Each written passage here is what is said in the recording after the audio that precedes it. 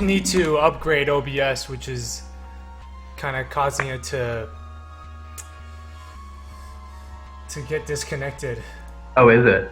Yeah, but just every now and then. It's not sure Oh, what okay. it's like. But let's just wait a few seconds, have the Alright. video come back up. Right, no worries. Right. I think we're back now. Anyway.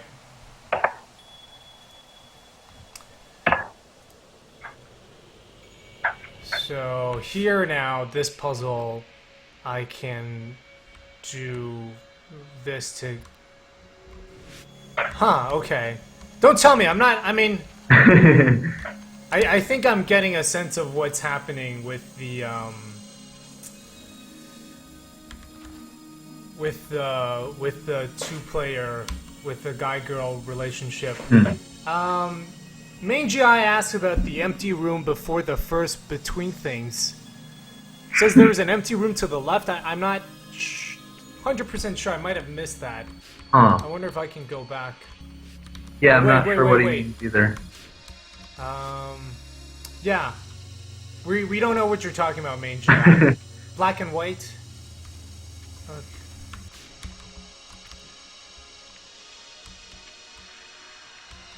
Oh, interesting. So every time I fall through once, I switch characters. Yeah.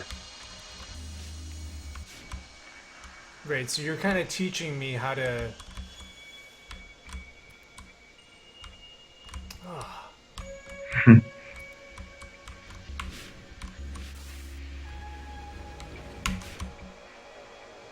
Oh, interesting. Huh. Nice. That was cool. Yeah, so that section is basically supposed to...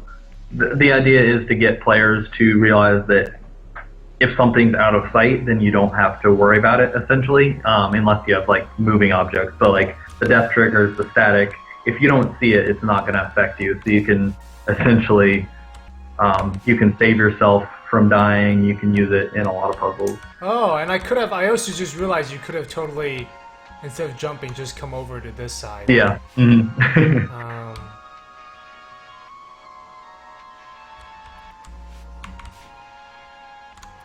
Oh, interesting.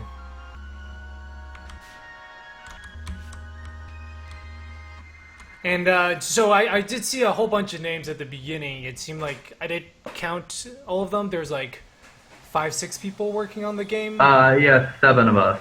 And so I'm full-time on it, and then everybody else has full-time jobs that they're working right now, and so they're doing contract work on the side for the game. So yeah, I'm doing the design and programming, and then we've got some artists and composer and sound guy. They're all really good. I'm really happy with the work they've done so far. Cool. Ryoku the Slayer is here. Hello. We are talking to Logan. Is it Fife? It's Feith. Feith. Logan Feith. He's the designer programmer of Four-Sided Fantasy, which is a game about screen wrapping, the limitations of space. So if you're just joining us, basically you can hold control, and then that... So if you don't hold control, the camera moves with the character. If you hold control, the camera locks, and then you can, you know, then the screen wraps. What happens if there is a wall on the other side of the screen? The edge does act like a wall.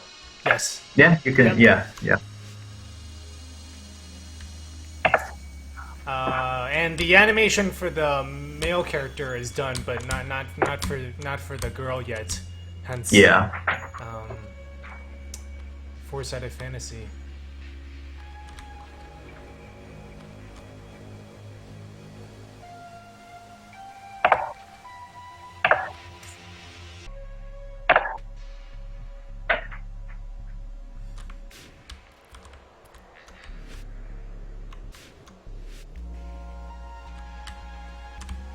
So tell us about your, like, how do you go about designing levels, puzzles? Do you see them as different things? I mean, so basically, I really like working on games that once I start on them, I don't know where it's going to go. Yes. And so that was the case with this. I Huh. just like when I came up with the mechanic to be able to like toggle it on and off, I was just like, oh, I don't know where this is gonna go, you know. So stuff like, yeah, if there's a wall Yeah. on the other side, then you wrap into it, you'll just stay right there. You can't wrap to the other side.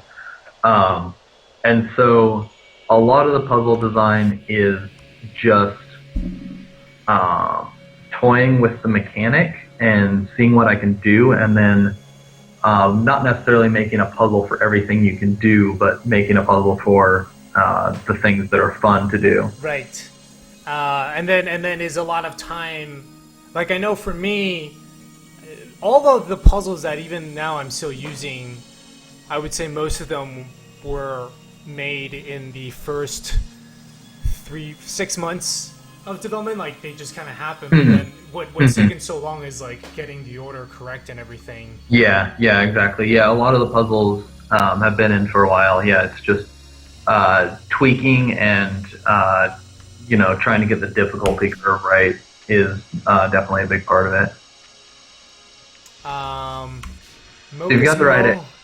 you've Yeah, got the no. right idea. Oh yeah, Yeah. yeah. I was just wanting to show people like we started off with the block, kind of in here, and Mocosmo says the um, says that he wanted to know if we could cut the platform in half by wrapping.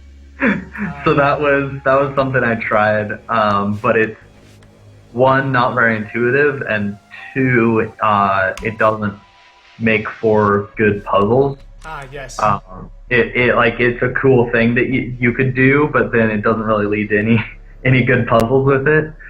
So it was in there for a minute, and then I was just like, no, this actually isn't very fun. So it was in there, but yeah, the moving Right.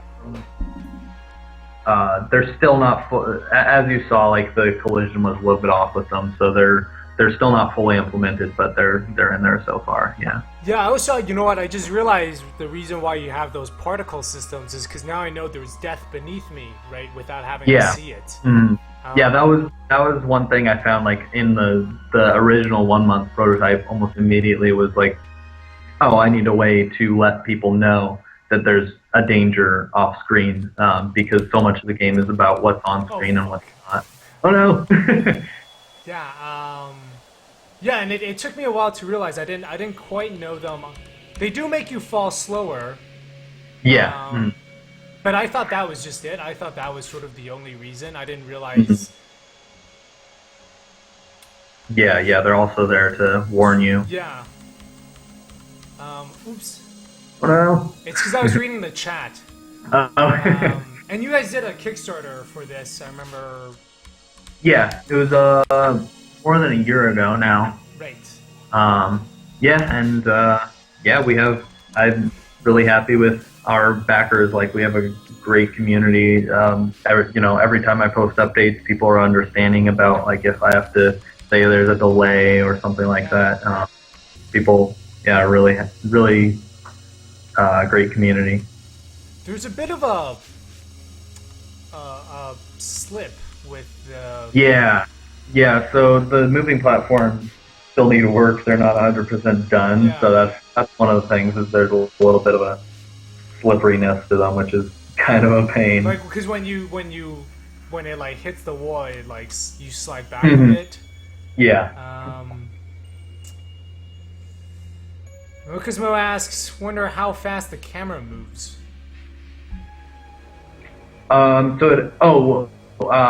So it moves. I mean, when it's following you, it moves at your speed. When it needs to move to you after you unlock it, it's I just implemented a system so that it's alert movement, so that it moves into movement and then moves out.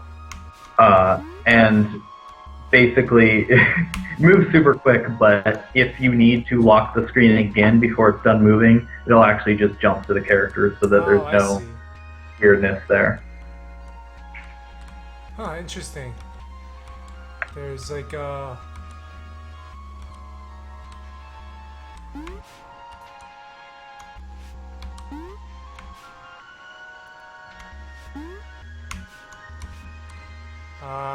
Let's see.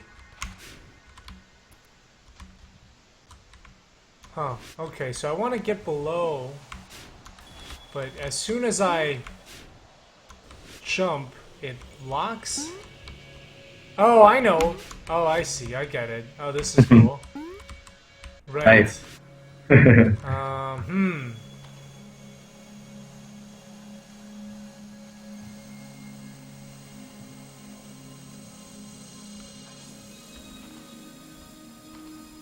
I see.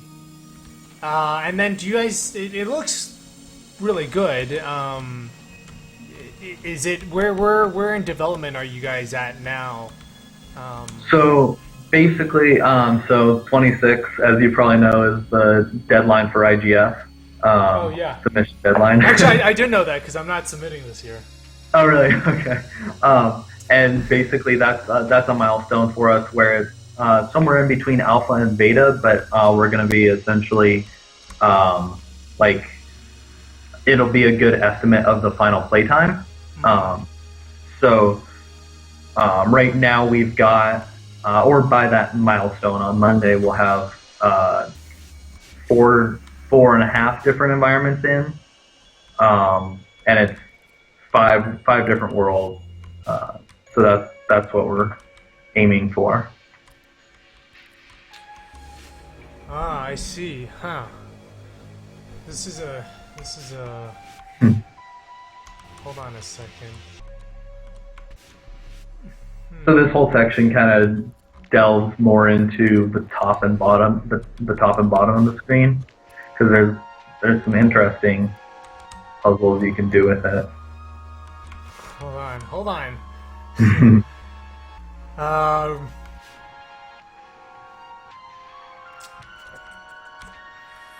Interesting. So...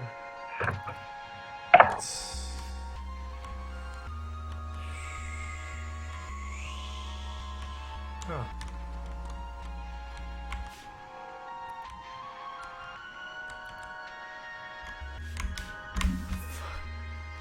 Interesting.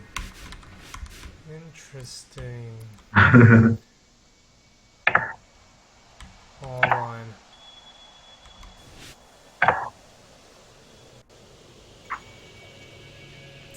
I'm gonna fly here. Okay, no, I definitely want to end up just below where I am right now. Mm-hmm. But how do I do that? I mean, I think it's gotta be... I gotta do some...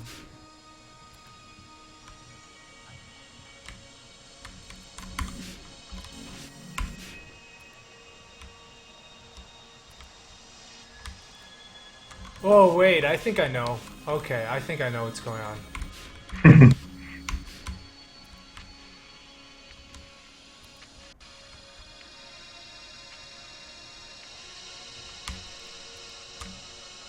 There you go, nice. Ah, interesting, yeah. Right, so...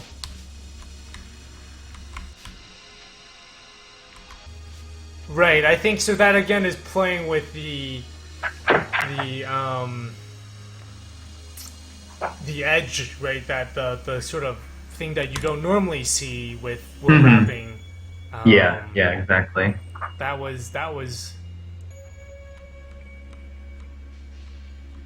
Huh. Is this supposed to be zoomed out this much? Yeah. Mm-hmm. Okay.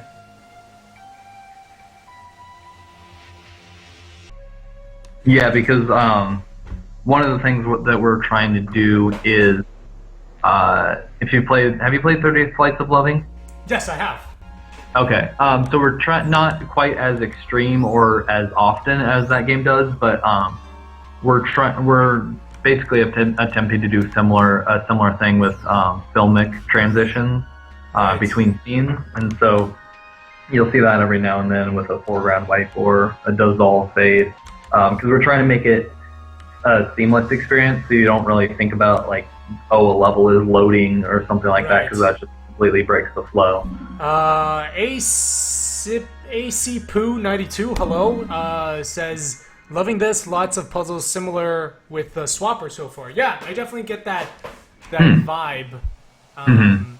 By the way, I think I saw what happened though. Was I needed the girl to get the yellow one, the guy to get the blue one, and they would unlock the yellow-blue things. I don't. Yeah. Didn't quite have enough time to. Or, well, it disappeared before I was able to like fully test it, but I understood enough. Yeah, I'm currently, and I kind of wanted to ask, like, do you guys, just in terms of development, has a lot of time been spent on sort of developing internal tools for level design? Like, because that's where I'm at right now, where I'm just, it's like I'm going from pre-production to production, and I know I'm going to be doing something like a lot of times, and they can't take me an hour each time. So I actually, just about this week, or maybe last week, I started digging into editor, Unity editor stuff that I can build, because before I didn't really think about it, but for whatever reason, I realized, like, oh, I can just automate a lot of this stuff or make it a lot quicker. So at first I built a bunch of buttons recently that essentially allow me to quickly navigate. So just simple stuff like, oh, select the camera, oh, select the player, without having to find it in the scene or the hierarchy. Or something as simple as place the center the camera on this piece of land as if the player was playing it, so that I can sort of build the scene with the environment in mind. I see. I'm just gonna post something on Twitter, let everyone know we're still streaming and to join us. Sure. Yeah, you know that I kind of wish I'd started doing tools much earlier. Yeah, I same here. Like, as soon as I started building this stuff, these tools, I was like, oh man, this would have streamlined so much stuff. Yeah, I know, like, Lucas Pope, he made Papers, Please. He was actually a tools programmer back at Naughty Dog. Oh, really? That's cool. Yeah, he worked on, I think, both Uncharted 1 and 2. Like, I mean, even some of their games now still use tools he wrote. And his devlog was a big inspiration because you see, you know, he's just able to sort of, like, come up with all these ways to make the process itself. Yeah, and I almost think that that's sort of like the best training you can have if you want to go indie, because like you can learn design. Programming is just a matter of doing it a lot, but if you know tools, you can sort of streamline your process quite a bit. Yeah. Well, and yeah, I mean, so today I just built a tool. So the edges. Oh, that's a bug. You shouldn't have fallen through the ceiling, but that's all right. Yeah, sorry, you were saying about the edges? Yeah. So the ground tiles here, they basically have a bunch of different pieces. Top, side, bottom, and then corners, top, left, and right corners.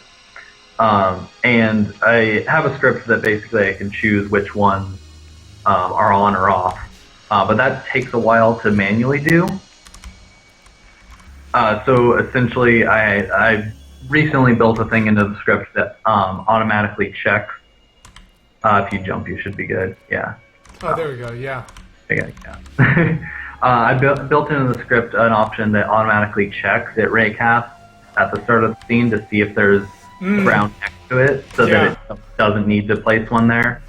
And actually, today I built something because even that was taking too long, where it shows in the editor before I even run the scene which ones are going to show up based on that automatic detection. And so that sort of stuff is super helpful. I really wish I would have started on that sort of Unity tool sort of thing earlier, because it just streamlines stuff so much.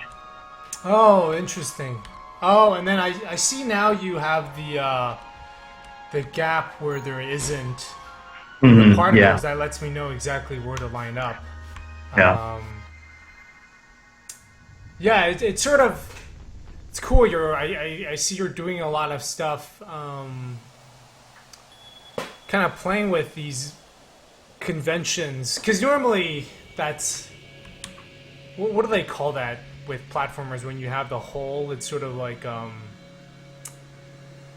know Jonathan Blow talked about it once, where because like I know he does it in Braid too, where he lets you. Normally, you don't want this pit where you can't see what's underneath that kills you, because then Oh, right. it screws over players. But in Braid, he can do it because you can just reverse, and I feel like here you can do it as well, but it's like a different way too.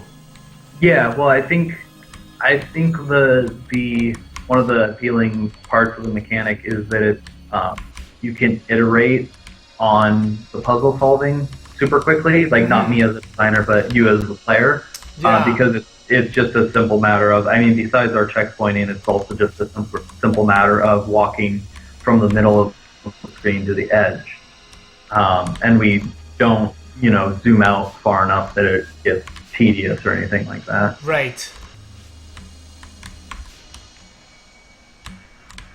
And another part of it is that we just try to make sure that the player trusts us as Right. the designer or designers, so that you can have those not necessarily leaps of faith, but you can have those sorts of moments without directly saying anything with text or words. Hey, Andy James Adams, welcome. It's been a while. We haven't seen you here in a long time. And let's see, let's catch up on the stream. Mokizmo is talking about auto tiles that pick randomly from a similar set of tiles.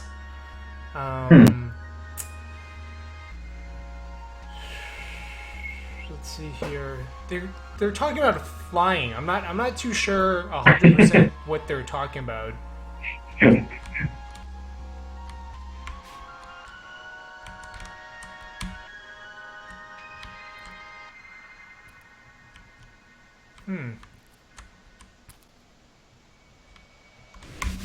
Oh, I think I know what's going on here.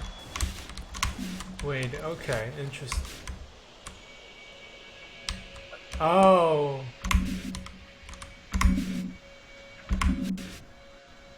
Huh. Interesting. Nice. Yeah.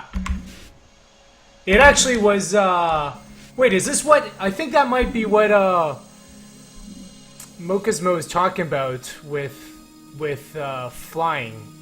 Oh, Right? maybe. Yeah. I think that must be flying, right? Because we're Yeah. using, and that's where having the slower falling speed helps. Exactly. Yeah. Yeah, that's why that puzzle is solvable, is because of the slow. Like you can do it without the slow falling speed, but I don't want it to be reflex based. Yeah. So that's one thing that we built in early. Like in the original prototype, it wasn't static, but it was lava, and so we had like effect instead of the static. So yeah, you can keep climbing. Okay, but it gets a lot harder.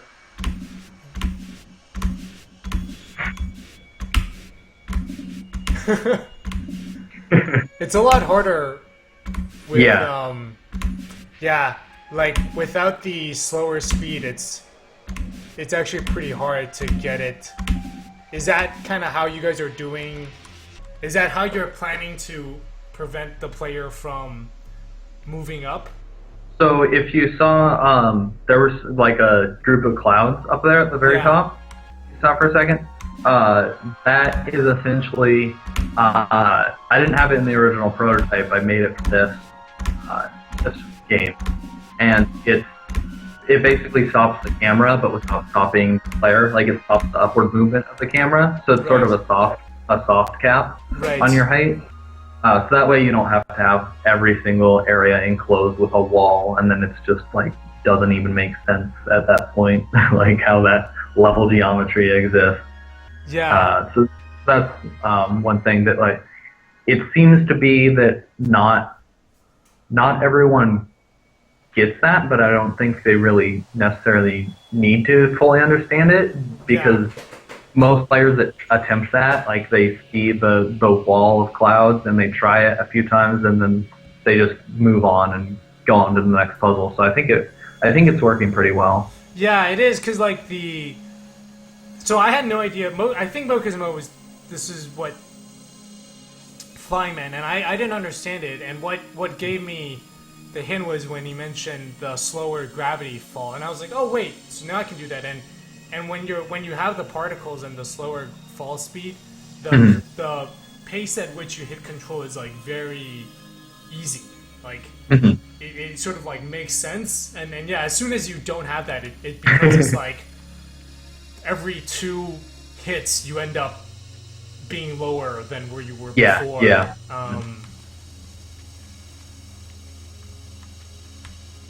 Oh, were you just loading a scene there? Yeah. So, have you heard of Sector? Vector? Sector, the Unity plugin? Oh, yeah. That's Firewatch is using that. Yeah. So we're using Sector as well for larger levels so that we can do, and that's just on my end. I didn't set that transition up, that load up very well, but it's essentially so that we can have larger levels without having to load all the time. I should look into Sector, but I'm doing like I think Sector sort of involves not being able to see stuff, and we have a lot of stuff shown. Yeah, I don't know if you'd be able to do it. Ryoku the Slayer Sector is a Unity plugin. You can get it from the asset store, but it basically allows for like streaming level loading.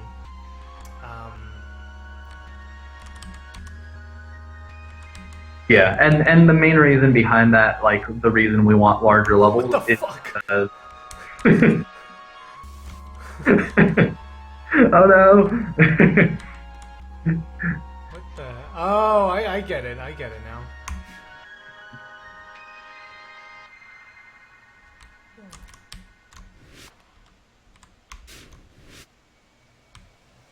Okay, yeah. You wanted to do the timing. Yeah. Okay. Okay. You beat it in an unintended way. Wait. Wait. How is that? So you had the thing, and I saw that it was taking time to open up, and it was too slow, right? I was like, I'm gonna hit it before it fully opens up. So I'm just gonna make sure to lap around once more.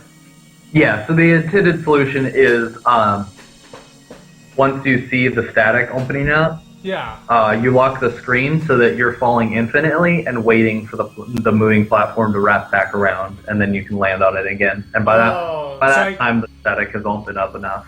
Right, so I guess for that one, to fix it, you would just want to move the left wall closer in so you can't loop the platform? Yeah, so actually, I don't remember if it's in this version or not, but I attempted to fix it by making it so it only triggers that static moving if you are on the platform. You can't trigger it if you're up in the air, which I don't know if that's... got it. I have to play test it more to see if it's a good solution. Oh, interesting.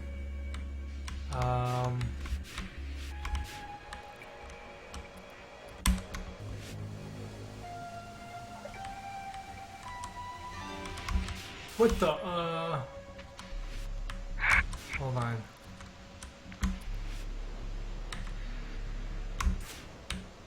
Oh, I see. So objects screen wrap too. That's very cool. Huh. Yeah, oh, that's cool. I see.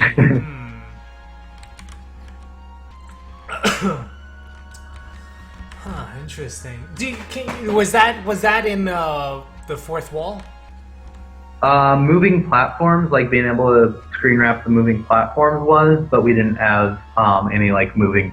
Well, we had the springs that you saw earlier that bounced you up. We had moving ones, so those were also you could wrap those, but we didn't have these pickups in the original in the fourth wall. I see. So by the way, and then just tell us a bit, like in terms of the art style, how did this, because it's very different from fourth wall, and I remember that had like the village and the volcano Yeah.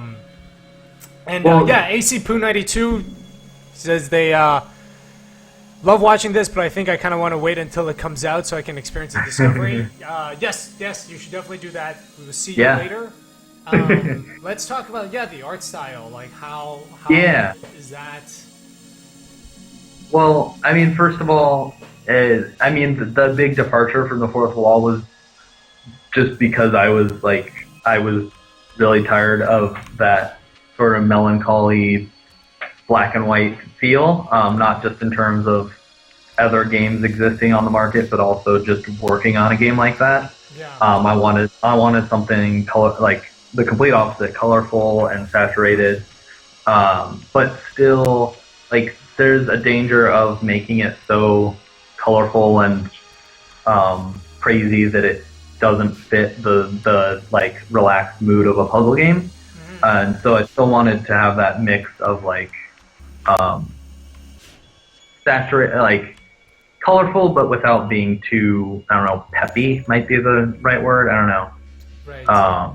And so like Thomas Was Alone and Super Brothers Sword and Sorcery were like two of the biggest inspirations in terms of tone, of like mixing seriousness with a lightheartedness. Yeah.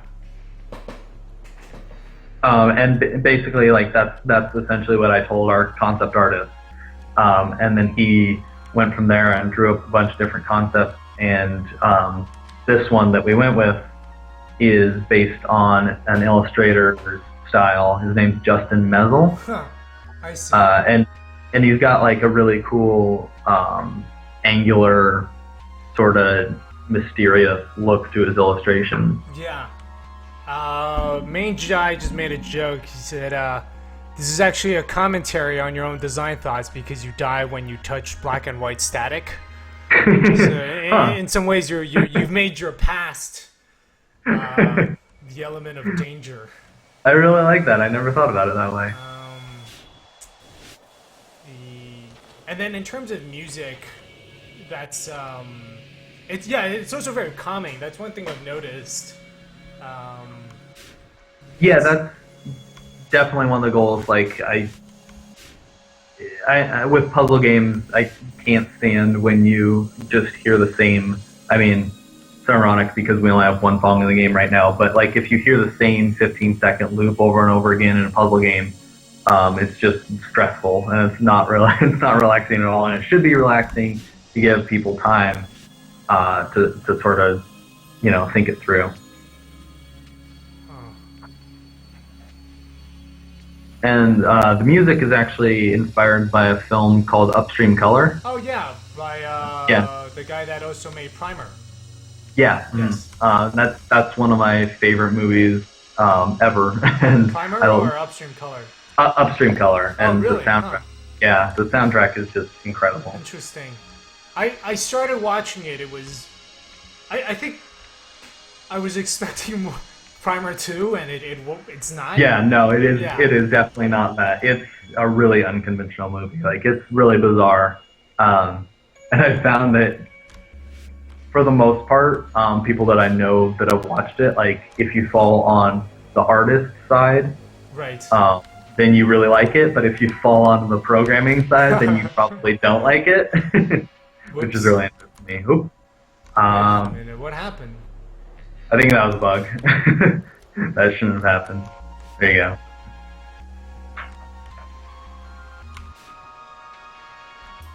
Huh.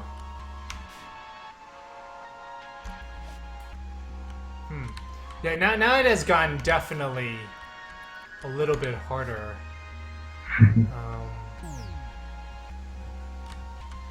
Right. Okay, so I was wondering when this was going to happen, which is sort of the kind of the puzzles that incorporate a larger segment, right? Because now you're starting to play with an entire area. Like there's I see that there is hold on a second.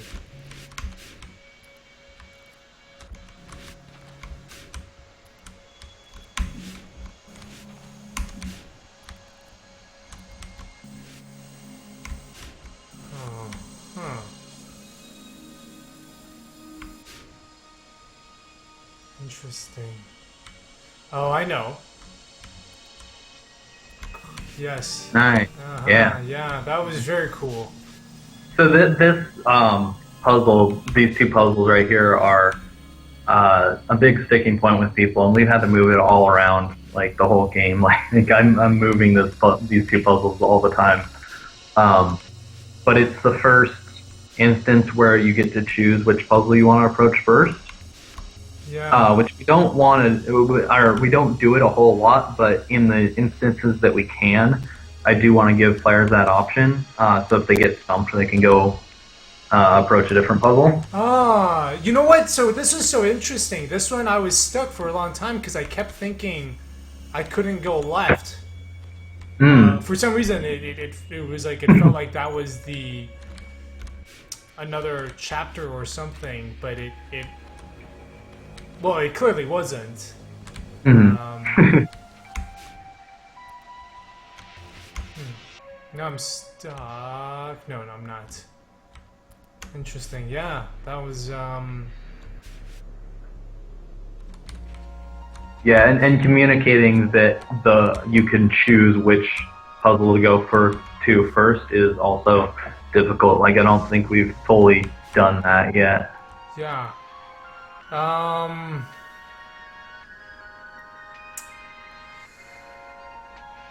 Alright, Tennis Red, I'll see you later. Mocha's Mode, I think that looked easy because I was solving it. Is there a reason why the moon moves with me?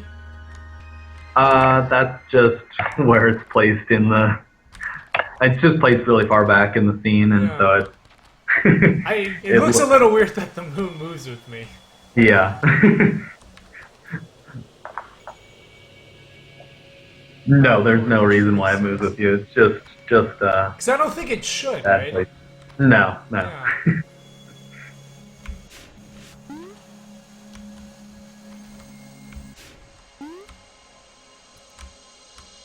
And so this puzzle is interesting to me because I only just realized this the other day.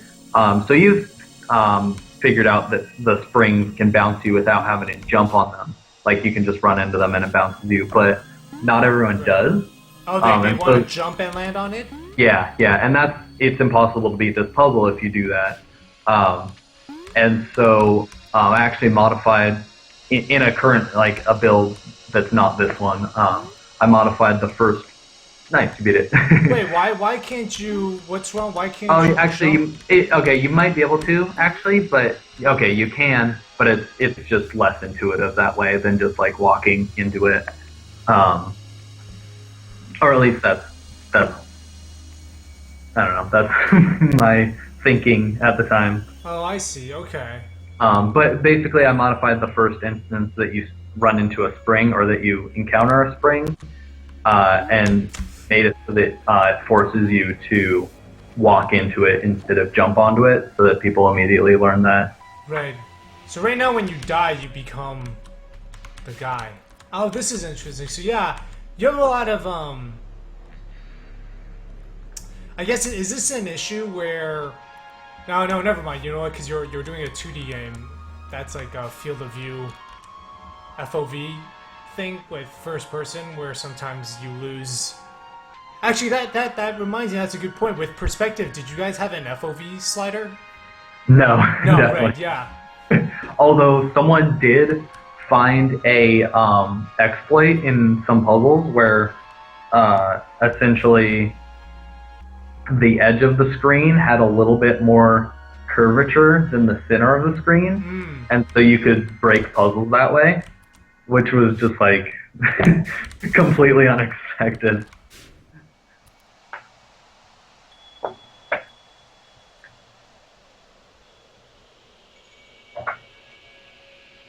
But in terms of what you can see, we do lock the resolution for this game to 16:9.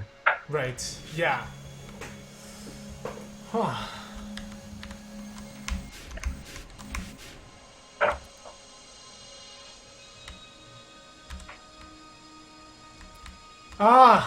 Interesting. I'm still getting that, which is good. The this like overthinking, and then you do it, and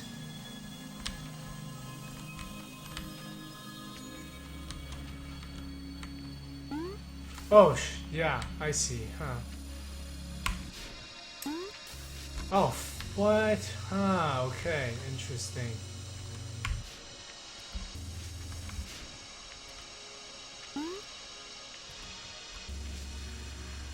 Now, you guys are also bringing this to consoles.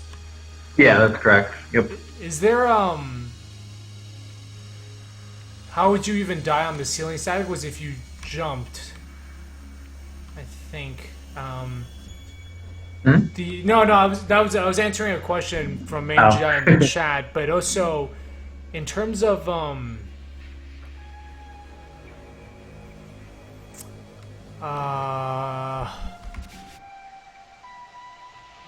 Console? Yeah, console. Is that you find with some of the more precise stuff that's an issue or not really? I don't know how much. It doesn't seem super precise just now. How do you mean, like in terms of what you see on screen, or in terms of controls? Well, I guess just I was thinking the puzzle at the last puzzle, sort of like with this one, kind of requires you to be fairly precise, right? You want to like get it to here. Yeah. I was just wondering if that was an issue when designing. You know, whether like you guys had to make changes for different controller inputs based on precision. So not yet, but it's something that we haven't delved too far into. Curve Digital is doing the porting for us. We're partnering with them, and so they're handling all the console side of things. Yeah. Yeah, we haven't run into any problems in that area. Few things. So Clifton B. Well, Puzzle Gamer wants to say Clifton. The VCR screen effect. Have you guys found? Is that like? Can that be bothersome if it's overused? I guess. I think it works really well here. Yeah, it's only when you freeze. Yeah, and it's more intense on the main menu. Like there's a curvature to it on the main menu that we don't want to do in games. But also, speaking of consoles, from what I know, some consoles don't support Unity's movie texture I see. asset, and we're using movie texture for this effect, and so we're gonna have to find a different solution to that. But I don't think that'll be too big a deal. Right. But yes, sorry, I just wanted to jump quickly. Say, yeah, Logan did work on Perspective, and it is out. It's called seewithperspective.com. Yeah. Yeah. So Yep. you're That's saying great. with the main movie texture. Yeah, well, so I think it can be overdone, like the VHS effect, and that's like something that we're constantly tweaking, because it used to be just like a scan line effect without the VHS flicker, and then David, our UI designer, he did the VHS effects, and I think it looks really nice. But if we get feedback that it's too much, then we're always open to tweaking it. Huh. That was cool. And I've since fixed that, but that was an unintended solution.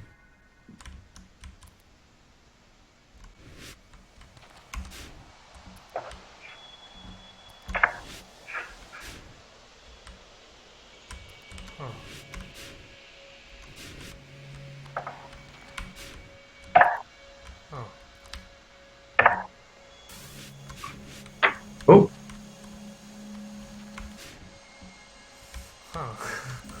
It's good. There's a lot of like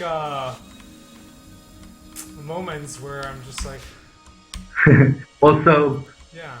The previous puzzle that you beat unintentionally or in an unintended way should have taught you something. that you then use in this puzzle. So this one might be a little harder because of that. Wait, so the way I did it before was I had something like this, and I came back down.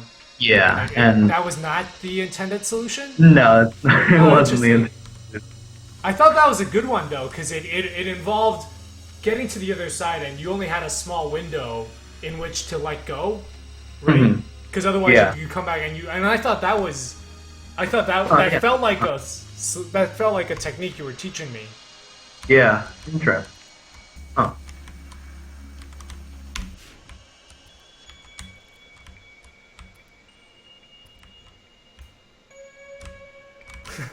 Although I guess that's now I'm like now then I just don't know. I mean, I think I know what's going on.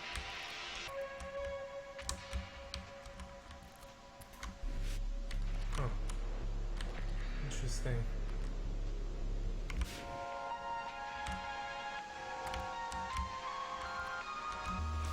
Huh. Oh, wait, I know.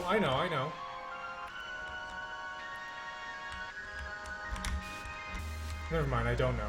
Huh. Interesting.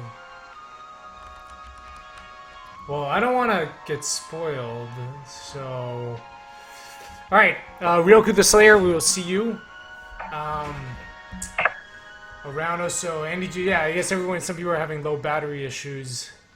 There is, oh, you know what it is? It's the one thing that I think this texture on the right side of the fire keeps going in and out. Yeah, that's a wall popping in. Just ignore that wall. It's not Okay. part of the puzzle.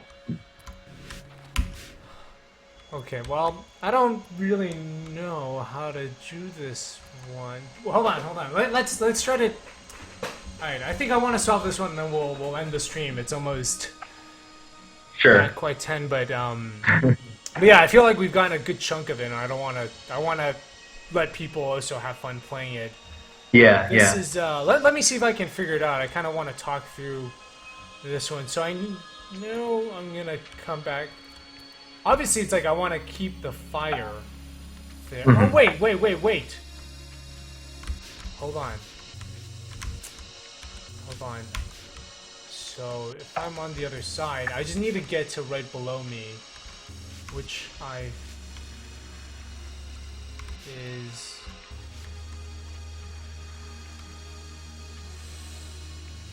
Oh, I know. Oh, weird.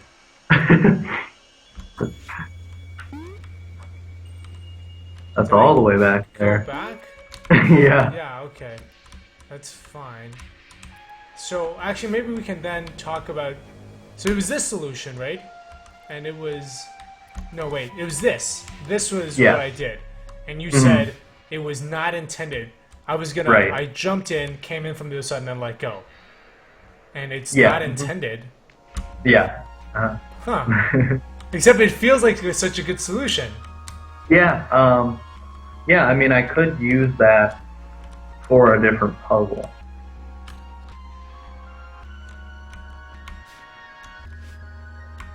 Where can I wrap? I don't... Right? Like...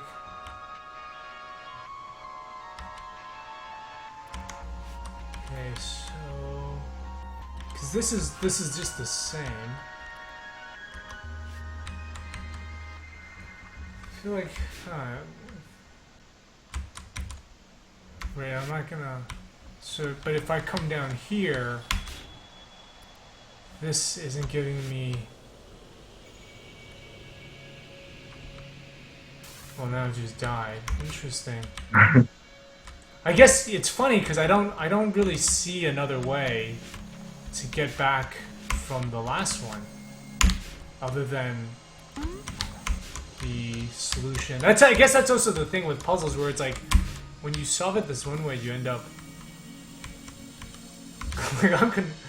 like I can't see another puzzle for that. I can't see another solution. Yeah. Which is interesting. Like it. And now I'm like, huh. I wonder what's Yeah, so that's it's interesting because it's a good, like, it's a fun unintended solution, but I think it should be fixed so that you can't do that one there, so that it teaches the correct thing before this puzzle. Um,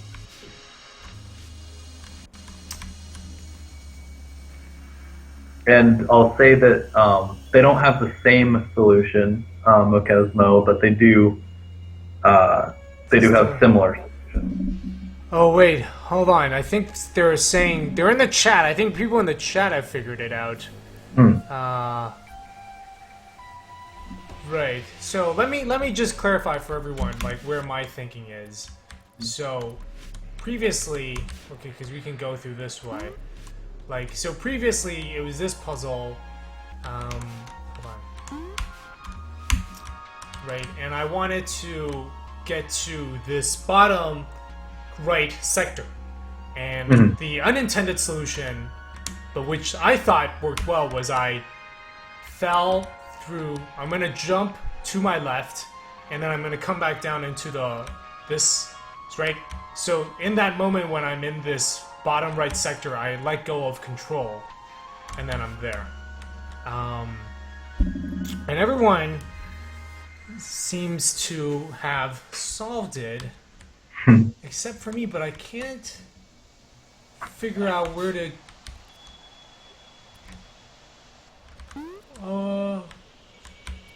Wait a minute. Oh, wait a minute. Is that it? No, wait. Hold on. Okay. Well, okay, let me first of all think how I can get to this. Oh, so somehow it's like, I'm guessing you want me to do this. No, wait. That's... Okay, so if that's not it... Clearly you want me to... Huh. What the fuck?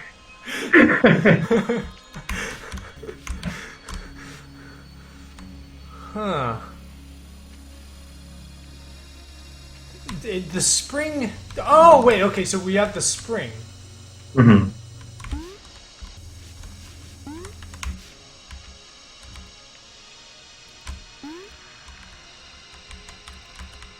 What the hell? The spring jumped through it. Did you see that? Oh, okay. Mm-hmm. Okay. Oh. Nice.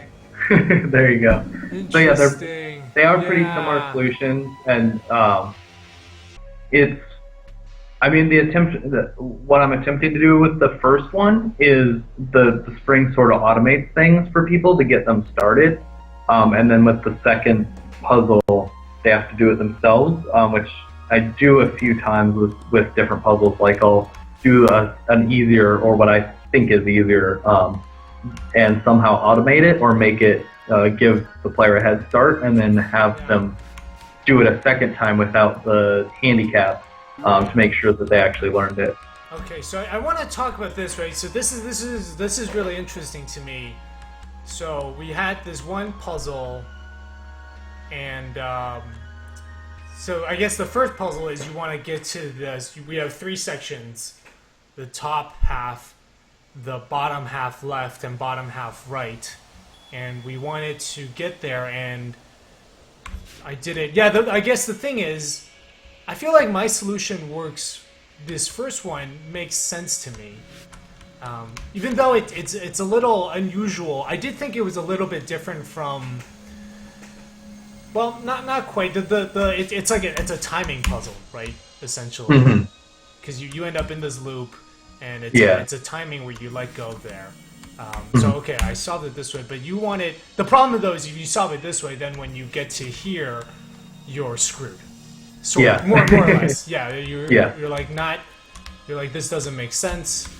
And then the way we were doing it before, the solution was I had to jump. Okay, so I'm wondering why not okay, jump here. So I guess why not just make this farther out? Make what farther out? Make this cliff. So like what I'm doing here, I can't. You know what I mean? Like I have to. Oh yeah. So I have in the past few days or like yesterday or something fixed that unintended solution that you solved it or the way you solved it by just on the right that wall.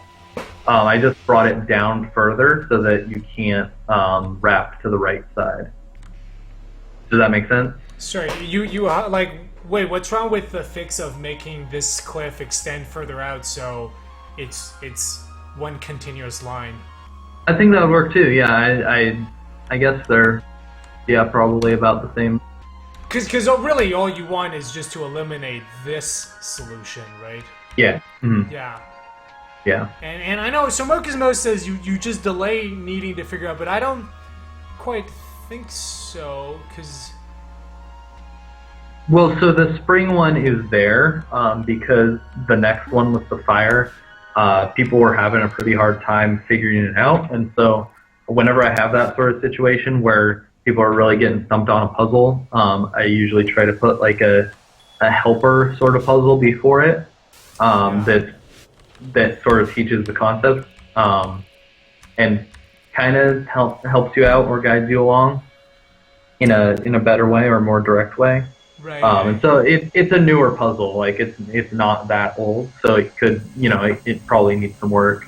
I'm always tweaking things, so it could use some work for sure. Yeah, that was a cool one though. I really like that. I think it's a really neat.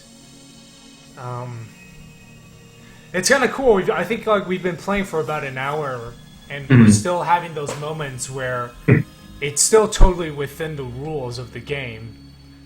Like just screen wrap, and it's still like you're still having moments being like, what the? Except that's good. It totally makes sense. Like this totally makes sense, but it's such a strange. Well, if I can elaborate on this one is difficult, I think, because people don't want to, or players don't want to hold the camera lock for a long time and do multiple wraps without letting go. And so, if you remember those puzzles with the two collectibles, where you could choose one you wanted to go to first, both of those puzzles require that you hold the camera in place and do multiple wraps before you let go. And so those puzzles are in a way sort of trying to teach that concept. Although I don't remember if they're the first ones that do that. Okay, so but it's definitely something we're like trying to teach throughout. Manjai says there's another unintentional solution. Top section, bottom left, bottom right, drop to top, then jump on other side. Yeah, that's...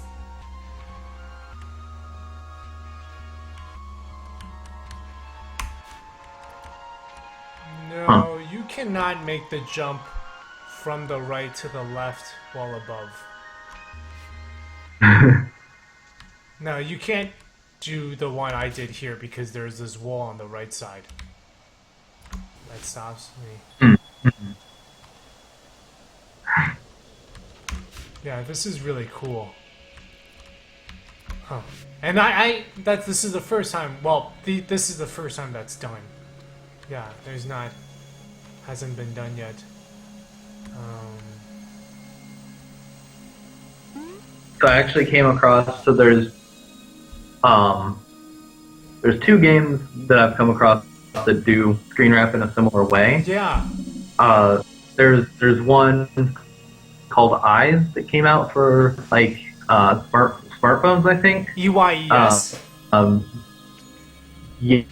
Yeah, or it might be EYEZ, I forget. Okay. But you could also lock the screen, and then the edges would be walls; they'd be solid. And then there's also 6180 The Moon, which is kind of similar, but not completely. Yeah, that one. Yeah, I've played that one too, and it does have it. It's not quite.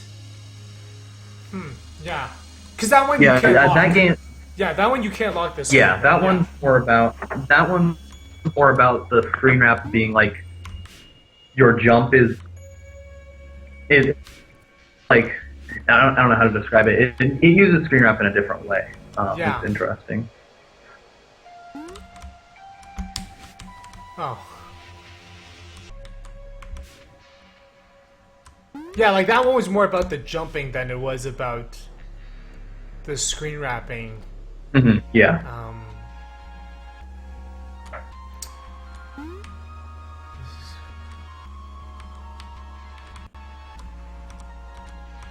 Huh, that's interesting.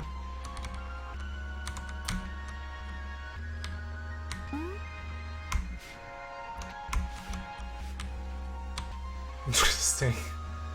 I like this one. So you worked with Pohang on Perspective. Yeah. Did you Yep. guys? He once gave me. He once used The Prestige, the film, as an analogy for puzzle design. The way that film talks about magic acts. He ever told you that? Yeah. I seem to remember him talking about that. Yeah. Where it's like the 3-act structure with magic acts. You like show Yeah. people something ordinary, and then you make it disappear, and that's Act 2. But then you have to have your Act 3 where you bring the thing back. And this Yeah, seems like, yeah. and that's sort of like puzzles because it felt like this seems like a good example where like if Act 1 is like the jumping and the wool wrapping, now Act 2 is like okay, and I'm like, well, this seems simple. I gotta jump here and go to the other side. Okay. And then you come back here and I'm like, okay, I know. I'm like, alright, I see this spring and I see this cliff. And I'm like, okay, it's like the other one, except as soon as I go to do it, I'm like, okay, they're just... So The spacing's a little different. The spacing's different. Yeah. So, how... right, and I think that's like a good trick with the puzzle where you... So I solved it, but it was like... It's got that cool thing where it's like, oh, I know, it's just like the other one, I gotta do it, but then you're like, no, wait, that's not gonna work. It has Yeah. a bit of a, yeah. Corner to corner. People were talking about corner to corner wrapping. Whoa, what the hell? Whoa. That was some pop in there. I think I just undid that one. Oh no.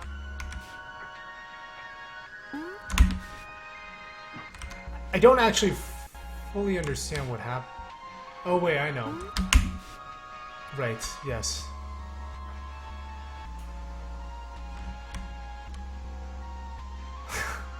So that's a draw order issue.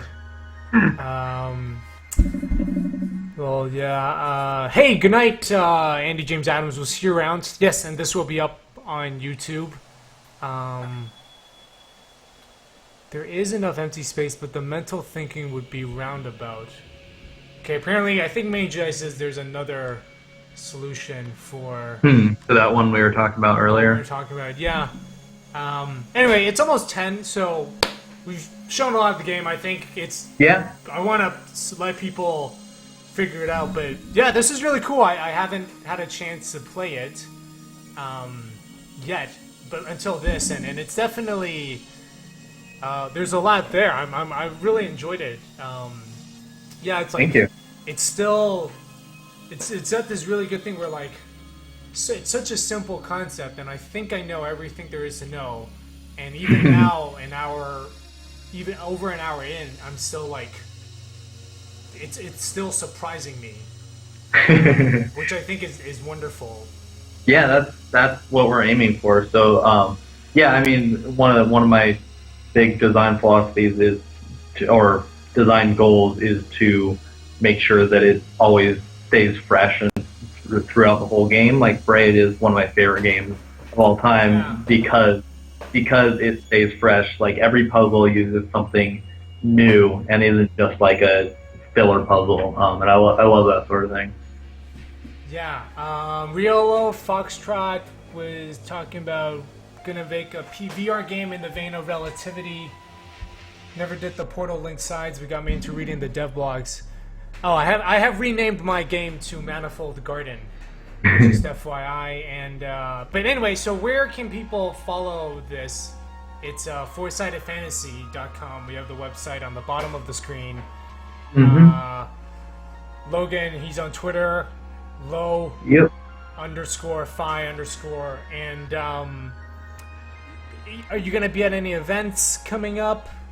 Ooh, I just did a bunch of them.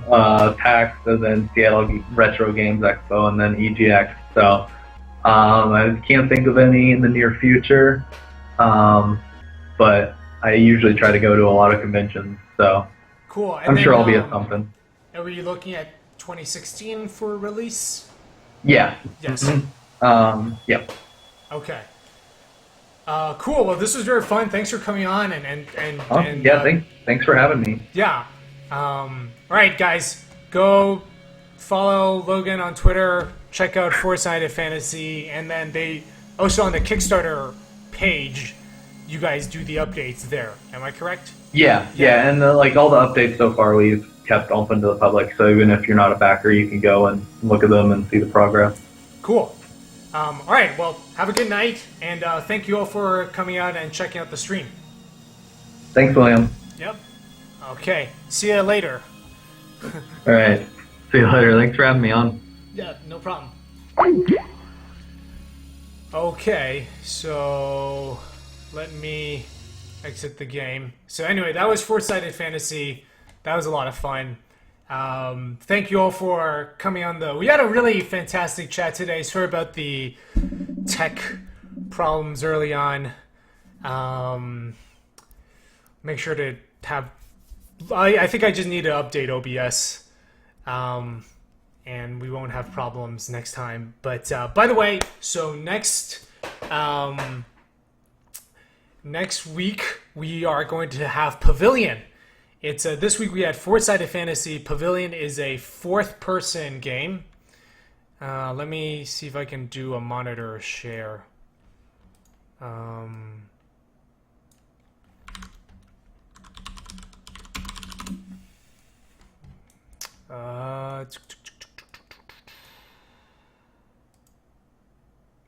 Yes, okay.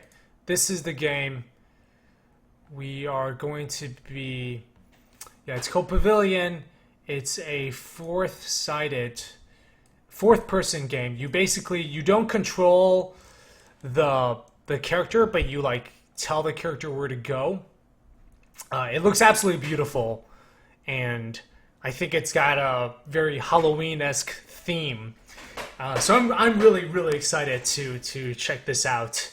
I kind of think they should partner with Mark Tenbosch and make a 4th-person 4D game. But yeah. So not a problem. This is so